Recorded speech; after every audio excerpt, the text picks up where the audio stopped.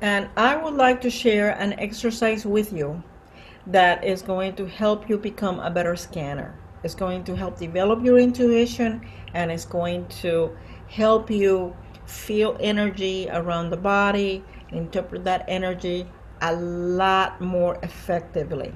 But you have to practice this exercise, and here we go. This is what we're going to do, okay? I am going to switch the camera over so that Patty can follow me around.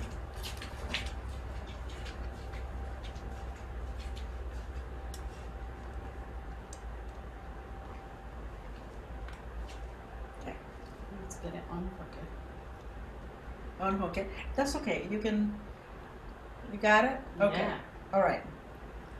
And there we go. All right.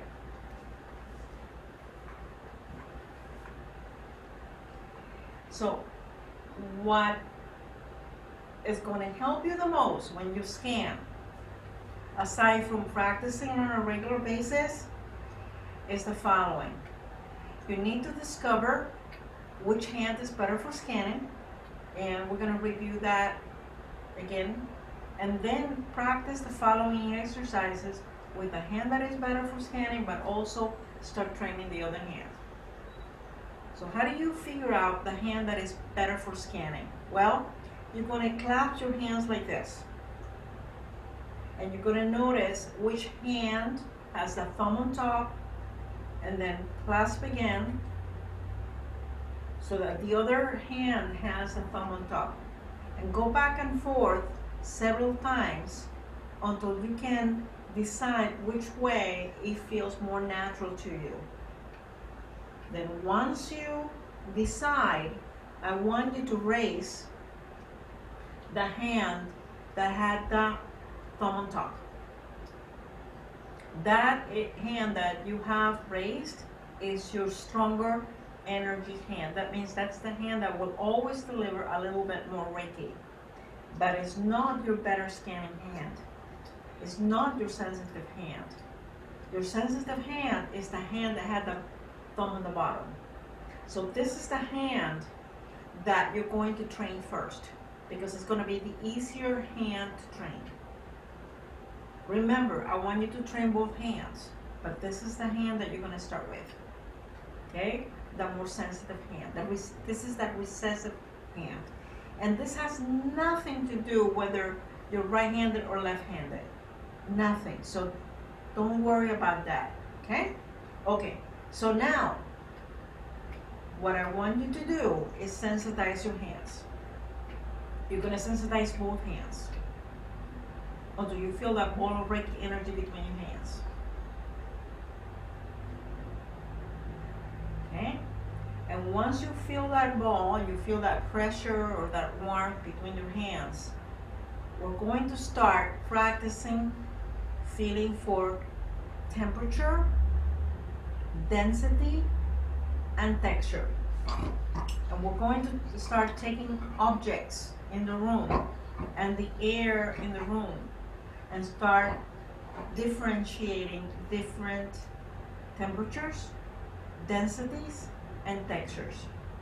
So let's start with temperature first. And I want you to take your scanning hand, your better scanning hand, and just feel the temperature of the air. Okay? And notice the temperature of the air. Is the temperature of the air in the room hot? Is it cool? Cold? Lukewarm? Okay? And then you're going to go somewhere else where the temperature is different. And right now the camera's going to follow me. And I'm going to do something silly. I'm just going to go to my little refrigerator here. Put my hands inside. And notice the temperature inside the refrigerator compared to the temperature of the air in the room. And this helps me learn to pay attention. I'm paying attention to differences in temperature. I can also go outside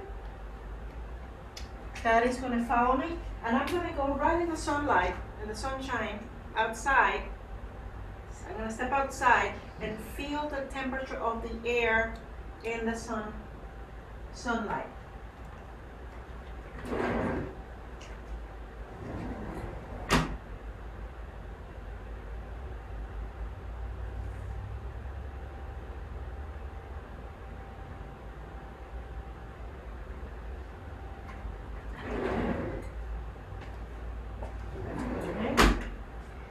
So the idea is to get really good at feeling differences in temperature, because there are differences in temperature as you scan.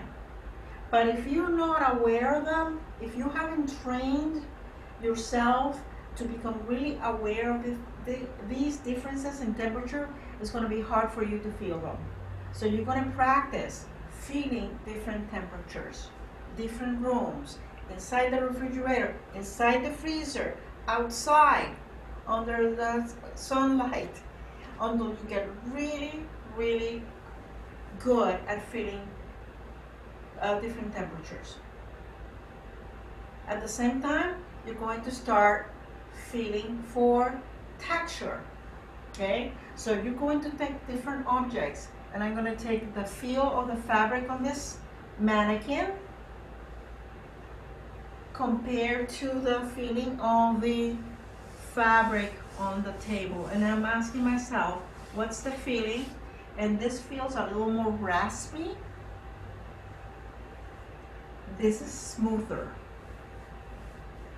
But there's still some texture to it. There's a little bit of density and texture here to the fabric.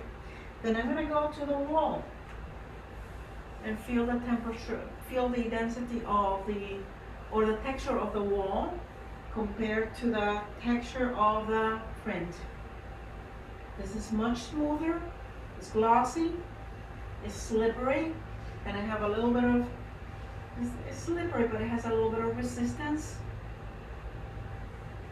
This has a little more resistance, and this is more slippery. Then I'm paying attention to two things now. I'm going to pay attention to two things. I'm going to pay attention to the temperature.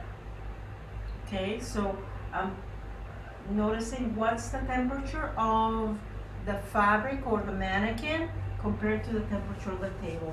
And the temperature of the table is a little bit cooler and smoother than the mannequin.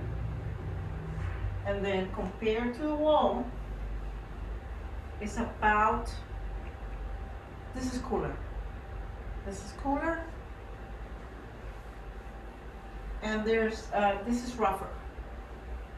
So this is warmer and rougher than the mannequin. The print is cooler than the mannequin, and the wall is much smoother, and it's very close to the temperature of the table. So let me see if I can tell the difference between one temperature.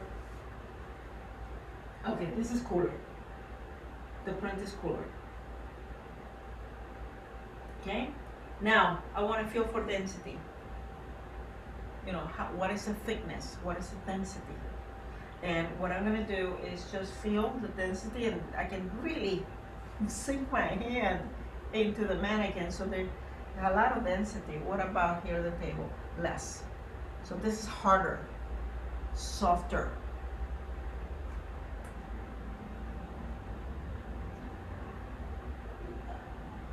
The print has a little bit of give, and the wall does not. Very hard, very dense. Okay, so I want you to start doing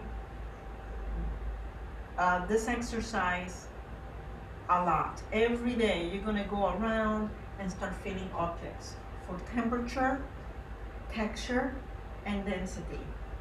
And as you do these exercises, it's going to become more and more obvious to you when you scan, when you sensitize your hands, and you scan, okay, which is the exercise that we're going to do in a little while. what this feels like, what the aura feels like, because the aura has density, texture, and temperature. And by practicing on these physical objects, it's going to be very obvious what is present in the aura.